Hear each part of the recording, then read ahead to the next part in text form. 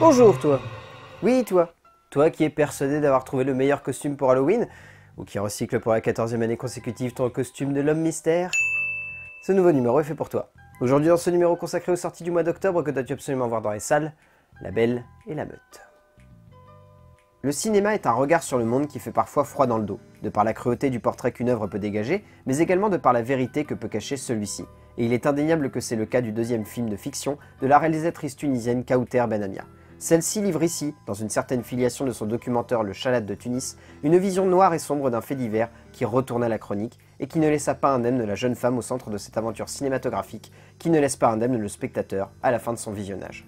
Prenant, glaçant, puissant et évocateur, cette fresque macabre quasiment en temps réel relate avec une pudeur mais également une noirceur folle le combat durant une nuit d'une jeune femme qui cherche à défendre son honneur et à préserver son statut.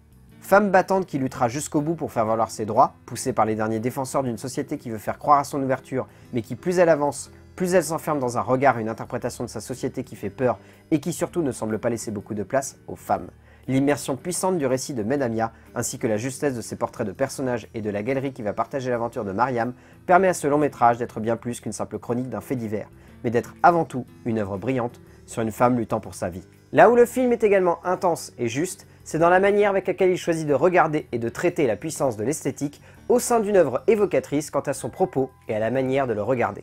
Benamia choisit de réaliser son film en une dizaine de plans-séquences, permettant ainsi à son œuvre, bien au-delà d'être immersive d'un point de vue dramatique, d'être également un métrage à part en termes de graphisme et de puissance scénographique, ces plans-séquences ne perdant jamais de vue Mariam. De par ces éléments, on sent que Benamia a voulu faire bien plus que retranscrire ce fait divers macabre.